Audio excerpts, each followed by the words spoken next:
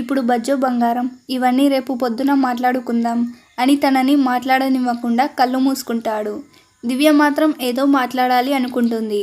కానీ అన్వర్ తనని అలా చుట్టుకునేసరికి తన గొంతులోని మాట నోటిదాకా రాకుండా గొంతులోనే ఆగిపోతుంది. చిన్నగా అన్వర్ని చూస్తుంది. అన్వర్ ప్రశాంతంగా కళ్ళు మూసుకొని పడుకొని ఉంటాడు. తనని అలా చూసేసరికి దివ్య పెదాలపై సన్నని నవ్వు వచ్చి చేరుతుంది. అన్వర్ని అలానే ప్రేమగా చూస్తూ తన జుట్టు మీద చెయ్యి వేయబోతూ ఉండగా తను చేసినవన్నీ గుర్తుకు వస్తాయి. దాంతో దివ్యకి కోపం వచ్చి ఏదో చెప్పబోయేసరికి అన్వర్ దివ్య చుట్టూ ఉన్న తన చేతులు ఇంకా గట్టిగా బిగించి తన మీద వంపుల్లో తల పెట్టుకొని పడుకుంటాడు. తను అలా పడుకునేసరికి తన ఊపిరి వెచ్చగా దివ్య మెడని తగులుతూ ఉంటుంది. ఏదో చెప్పాలని కష్టంగా నోరు తెరిచిన దివ్య అన్వర్ అలా చేసేసరికి ఆ తెరిచిన నోరును మళ్ళీ అలానే మూసేస్తుంది. అన్వర్ చెయ్యి, తన ఊపిరి దివ్యలో ఏదో తెలియని అలజడి కలిగిస్తూ ఉండడంతో సరిగ్గా నిలవలేక అటు ఇటు మెదులుతూ ఉంటుంది. అన్వర్ వైపు చూసేసరికి తను అప్పటికే డీప్ స్లీప్లో ఉంటాడు. వీడు అప్పుడే నిద్రపోయాడా? మరి ఇంత త్వరగా ఎలా నిద్రపోయాడబ్బా? అసలు నిద్రపోయాడా లేదా అని తనని నిద్ర లేపడానికి ప్రయత్నిస్తూ ఉంటుంది. తనని కుదుపుతూ తన కళ్ళ ముందు చేతులు ఆడిస్తూ అన్ని రకాలుగా టెస్ట్ చేస్తుంది. కానీ అన్వర్ కొంచెం కూడా రెస్పాండ్ అవ్వకపోయేసరికి నిజంగానే పడుకొని పోయాడని అర్థం చేసుకొని తనని ఎలా విడిపించుకోవాలా అని ఆలోచిస్తూ ఉంటుంది. దివ్య తన నడుము మీద నుంచి అన్వర్ చేతిని తీయడానికి ప్రయత్నిస్తూ ఉంటే అన్వర్ పట్టు ఇంకా ఇంకా పెరుగుతూ ఉంటుంది.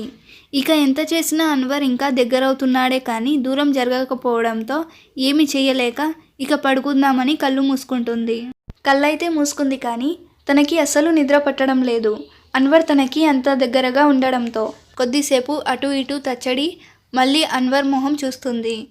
అన్వర్ చిన్న పిల్లాడిలా అమాయకంగా పడుకొని ఉండేసరికి కొద్దిసేపు తన కోపం వాళ్ళ మధ్య జరిగినదంతా మర్చిపోయి అన్వర్ని ప్రేమగా చూస్తూ చిన్నగా తన తల నిమిరి తన నుదిటి మీద ముద్దు పెట్టుకొని తన పక్కనే పడుకొని కొంచెం సేపట్లోనే నిద్రలోకి జారుకుంది.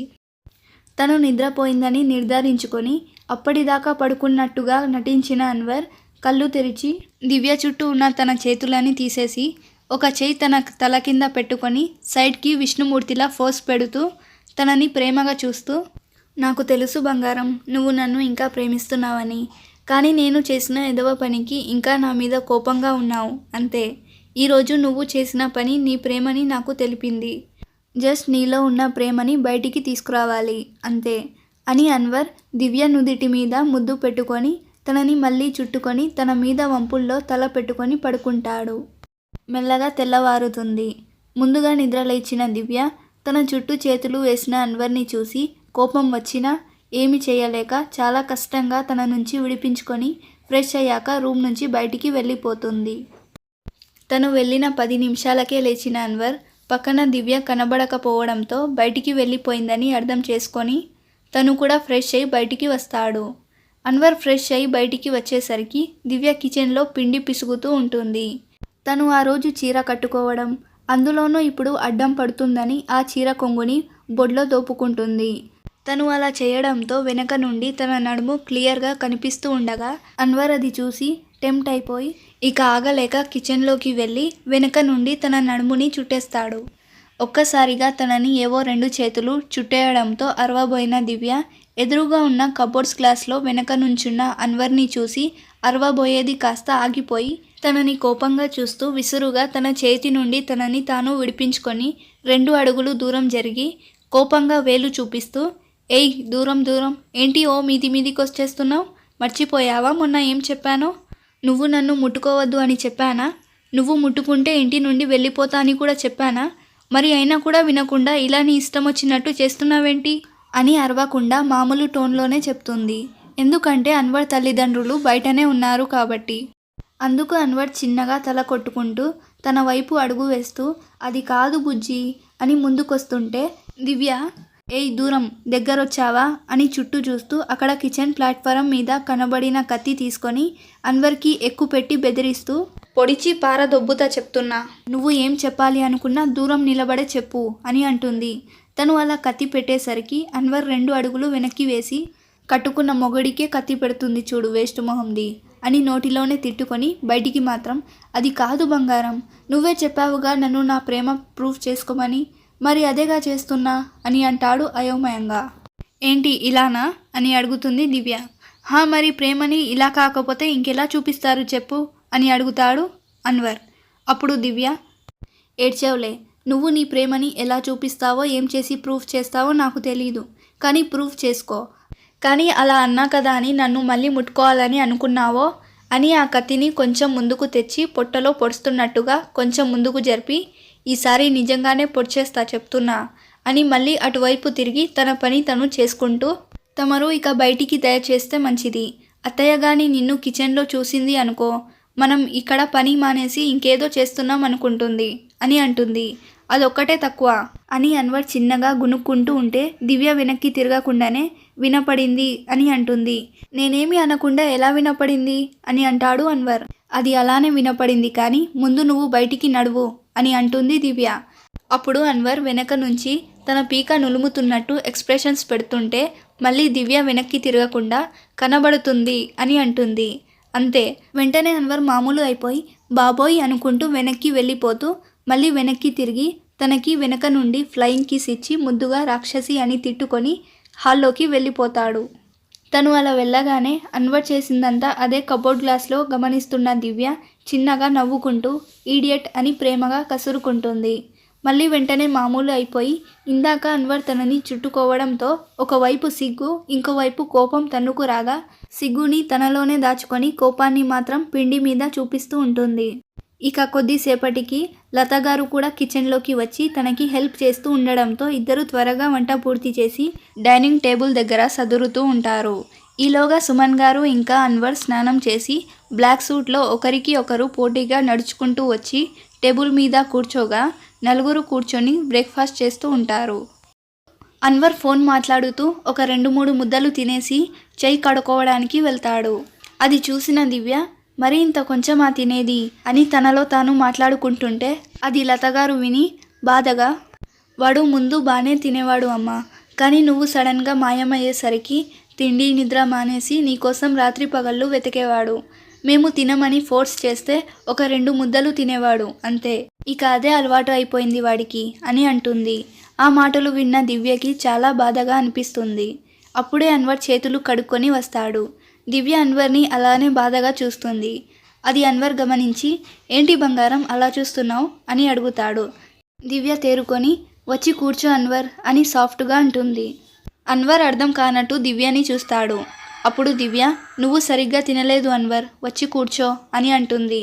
నేను తినేది అంతే దివ్య అని అన్వర్ అంటాడు. అప్పుడు దివ్య కోపంగా అన్వర్ని చూస్తూ, అది ఒకప్పుడు అయిండొచ్చు, కానీ ఇప్పుడు నేను నీతో ఉన్నాను, సో నువ్వు నీ అలవాట్లు మార్చుకోవాలి, వచ్చి కూర్చో అని అంటుంది. దివ్య అలా చెప్పేసరికి అన్వర్ వచ్చి కూర్చుంటాడు. అప్పుడు దివ్య లేచి అన్వర్కి వడ్డిస్తుంది. తను అలా వడ్డిస్తుంటే అన్వర్ తననే ప్రేమగా చూస్తూ మెల్లగా, నేనంటే నీకు అంత ప్రేమ ఉన్నప్పుడు ఎందుకు బంగారం నాకు దూరంగా ఉంటావు అని అడుగుతాడు. దివ్య కూడా అంతే మెల్లగా, ప్రేమ లేదు గాడిద గుడ్డు లేదు, నువ్వు తినడం లేదని అత్తయ్య వాళ్ళు బాధపడుతున్నారని నిన్ను తినమంటున్నానే తప్ప నీపై ప్రేమ ఉండి కాదు, అసలు నువ్వు తింటే ఏంటి తినకపోతే ఏంటి అని అంటుంది దివ్య వడ్డిస్తూనే. దివ్య మాటలకి అన్వర్ బాధగా ఫేస్ పెట్టి తినడం స్టార్ట్ చేస్తాడు. తనని అలా చూసిన దివ్య నవ్వుని ఆపుకుంటుంది. సుమన్ గారు లత గారు వాళ్ళిద్దరిని చూసి మురిసిపోతారు. బ్రేక్ఫాస్ట్ చేసిన తర్వాత అన్వర్ ఇంకా సుమన్ గారు ఆఫీస్కి వెళ్ళడానికి బయటికి వెళ్తూ ఉండగా సుమన్ గారు లతగారి బుగ్గ మీద ముద్దు పెట్టి, వెళ్తున్నా మేడం అని చెప్తారు. అందుకు లతగారు కూడా నవ్వుతూ బాయ్ సార్ అని అంటుంది. ఇదంతా అన్వర్కి అలవాటే కావడంతో తను నార్మల్గానే చూస్తుంటే దివ్య మాత్రం ఆశ్చర్యంగా వీళ్ళిద్దరినే చూస్తూ ఉంటుంది. ఇది గమనించిన సుమన్ గారు దివ్యకి కూడా బాయ్ చెప్పి తన కార్ దగ్గరికి వెళ్ళిపోయారు. లతగారు కూడా ఆయనకి బాయ్ చెప్పగా అన్వర్ హడావిడిగా ఆమెకి దివ్యకి బాయ్ చెప్పి బయటికి పరిగెడతాడు. తనని చూసి నవ్వుకొని లతగారు లోపలికి వెళ్ళిపోతే దివ్య కూడా వెళ్దామని వెనక్కి తిరిగేసరికి అన్వర్ సడన్గా వెనక నుండి వచ్చి దివ్య బుగ్గ మీద ముద్దు పెట్టి క్షణం కూడా ఆలస్యం చేయకుండా బయటికి పరిగెడతాడు. ఫస్ట్ తను చేసిన పనికి ఆశ్చర్యపోయిన దివ్య కోపంగా వెనక్కి తిరిగి బయటికి వచ్చేసరికి అన్వర్ వాళ్ళ కార్ అప్పటికే గేట్ దాటేయడం చూసి అన్వర్ని మనసులోనే తిట్టుకుంటూ లోపలికి వెళ్ళిపోయింది. ఇక అలానే రోజులు గడిచిపోయి అన్వర్ దివ్యని పెళ్లి చేసుకొని 1 వారం అయిపోయింది. అన్వర్ దివ్యలు ఫ్రెండ్స్లానే ఉంటున్నారు. కానీ అన్వర్ మాత్రం దివ్య ఎంత తిట్టినా తనని హక్ చేసుకోవడం కానీ తన బుగ్గ మీద ముద్దులు పెట్టుకోవడం వంటివి మానలేదు. ఇక దివ్య కూడా అన్వర్ వినే రకం కాదు అని ఒక్కొక్కసారి తను హక్ చేసుకున్నా బుగ్గ మీద ముద్దు పెట్టినా ఏమీ అనేది కాదు. కానీ ఒక్కొక్కసారి మాత్రం అన్వర్ని బెడ్రూమ్లోంచి బయటకు నెట్టి డోర్ లాక్ చేసేసుకునేది. ఎప్పటిలానే అన్వర్ సుమన్ గారు ఇద్దరు ఆ రోజు బ్రేక్ఫాస్ట్ చేసేసి ఆఫీస్కి వెళ్ళిపోయారు. ఇక అత్త కోడళ్ళు ఇద్దరు కలిసి కొద్దిసేపు ముచ్చట్లు పెట్టుకొని మధ్యాహ్నం అవ్వడంతో ఇద్దరు కొంచెం అన్నం తినేసి లతగారు కొంచెం సేపు పడుకోవడానికి ఆవిడ రూమ్కి వెళ్ళిపోయారు. దివ్యకి నిద్ర రాకపోవడంతో గార్డెన్లో చెట్టు కింద ఉన్న బెంచ్ మీద కూర్చొని తన జీవితంలో ఈ కొద్ది రోజులుగా జరుగుతున్న ఇన్సిడెంట్స్ని తలుచుకుంటూ ఉంటే తనకు తన తల్లిదండ్రులు గుర్తుకు వచ్చి బాధగా కళ్ళు మూసుకొని అలా ఆలోచిస్తూ అక్కడే ఉండిపోయింది. మరోవైపు ప్రశాంత్ తన సీక్రెట్ ప్లేస్కి వెళ్ళి దివ్య ఫొటోస్ని చూస్తూ, ఎక్కడున్నావు బుజ్జి? నాకు పిచ్చెక్కిపోతుంది. నీకోసం ఇన్ని చేసి ఇన్ని డ్రామాలు ఆడి ఎటువంటి అనుమానం రాకుండా నీతో పెళ్ళి కుదుర్చుకొని ఎంగేజ్మెంట్ కూడా అయిపోయాక పెళ్ళికి సరిగ్గా 3 రోజులు ఉండగా ఎవడినో పెళ్ళి చేసుకొని వెళ్ళిపోతావా అని ప్రశాంత్ అవన్నీ గుర్తు చేసుకుంటుంటే తన బాధ కోపంగా మారుతుంది. నీ పెళ్ళి అయిపోయిందని నేను ఏం చేయకుండా ఊరుకుంటా అనుకుంటున్నావా బంగారం? లేదు బుజ్జి, నువ్వు నా దానివే. నిన్ను నా దానిని చేసుకోవడానికి ఏమైనా చేస్తాను. అవసరమైతే నువ్వు పెళ్ళి చేసుకున్న వాడిని కూడా చంపేస్తాను అని అనుకొని మళ్ళీ ఇప్పటికే వారం అయింది. నేను ఇంకా ఇలా బాధపడుతూ కూర్చుంటే దివ్యని ఎప్పటికీ పట్టుకోలేను. తెలుసుకోవాలి, దివ్య ఎక్కడుందో తెలుసుకోవాలి అని దివ్య పెళ్లి చేసుకుంది ఎవడిని అని ఆలోచిస్తుంటే తనకు ఒకరి మీద డౌట్ వస్తుంది. ఒకవేళ ఆ అన్వర్ గాడేనా? దివ్య పెళ్లి చేసుకుంది ఆ అన్వర్ గాడినేనా? అవును, దివ్య పేరెంట్స్ వాడిని చూశారు కదా. మరి అయితే వాళ్ళ దగ్గరికి వెళ్ళి వాడు అన్వరేనా కాదా అని కన్ఫర్మ్ చేసుకుంటే నా పని సులువు అవుతుంది కదా అని ఒక్క నిమిషం కూడా ఆలస్యం చేయకుండా దివ్య ఇంటికి బయలుదేరుతాడు. ఇక దివ్య వాళ్ళ అమ్మ వాళ్ళ దగ్గరికి వెళ్తే వంటింట్లో కూరగాయలు తరుగుతూ ఉన్నారు పద్మజ గారు. ఆవిడకి ఒకవైపు ఆ రోజు జరిగిన దివ్య పెళ్ళి, దానివల్ల వాళ్ళకి జరిగిన అవమానం అన్నీ గుర్తుకు వస్తుంటే ఇంకోవైపు దివ్య ఇదంతా కావాలని చేయలేదేమో అని అనిపిస్తుంటే ఏమీ అర్థం కాక వంట చేయడంలో మునిగిపోతుంది. ఇటు ఆయన గదిలో కూర్చొని శూన్యంలోకి చూస్తూ ఉన్నారు శ్రీనివాస్ గారు. అప్పుడే ఆయన భుజం మీద ఒక చేయి పడుతుంది. వెనక్కి తిరిగి చూసిన ఆయనకు ఎదురుగా శ్రీధర్ కనిపిస్తాడు. శ్రీధర్ కూడా శ్రీనివాస్ గారి పక్కన కూర్చుంటూ, తను తప్పు చేసిందని మీరు అనుకుంటున్నారా నాన్న అని అడుగుతాడు. లేదురా, నా కూతురు ఎప్పటికీ తప్పు చేయదు. నాకు దాని మీద నమ్మకం ఉంది. కానీ అసలు అది ఎందుకలా చేసిందో నాకు అర్థం కావడం లేదు అని అంటారు శ్రీనివాస్ గారు. అప్పుడు శ్రీధర్, అవును నాన్న, మన దివ్య తప్పు చేయదని నాకు కూడా గట్టి నమ్మకం ఉంది. ఇప్పుడు మీరు కూడా తనని నమ్ముతున్నా అని చెప్తున్నారు.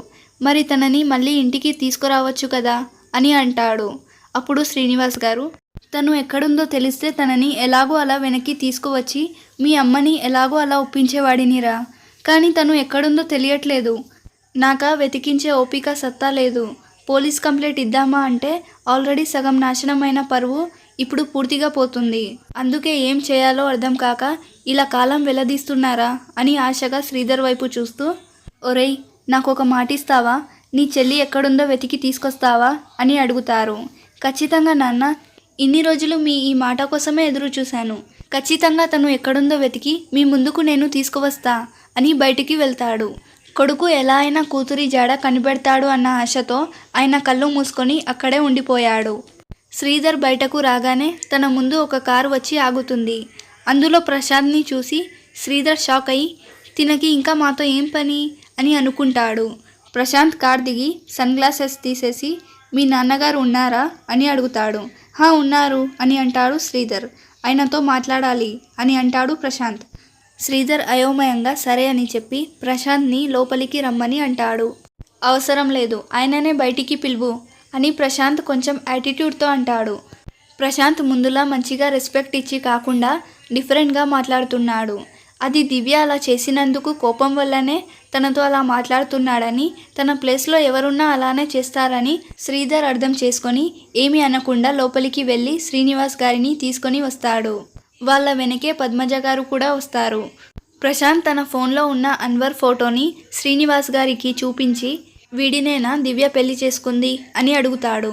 శ్రీనివాస్ గారు షాక్ అయి ఇతనే బాబు, తిను నీకు తెలుసా అని అడుగుతారు.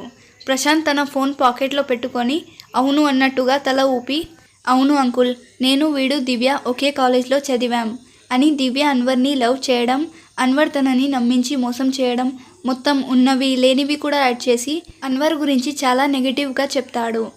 దివ్య వాడిని ఎందుకు పెళ్లి చేసుకుందో, ఏం చెప్తే పెళ్లి చేసుకుందో తెలుసుకొని ఎంత త్వరగా అయితే అంత త్వరగా వాడి నుండి దివ్యని రక్షించాలి అంకుల్. వాడు మంచోడు కాదు, వారానికి ఒక అమ్మాయిని మార్చేస్తాడు. దివ్యని అక్కడ ఎంత కష్టపడుతున్నాడో ఏమో, ఏమేం చేస్తున్నాడో అని చెప్తాడు. ఆ మాటలు వినగానే పద్మజ గారు ఏడ్చేశారు. శ్రీధర్కి అయితే అన్వర్ని చంపేయాలన్నంత కోపం వచ్చింది. బాబు దివ్యని కాపాడు బాబు అని శ్రీనివాస్ గారు కూడా ఏడ్చేశారు.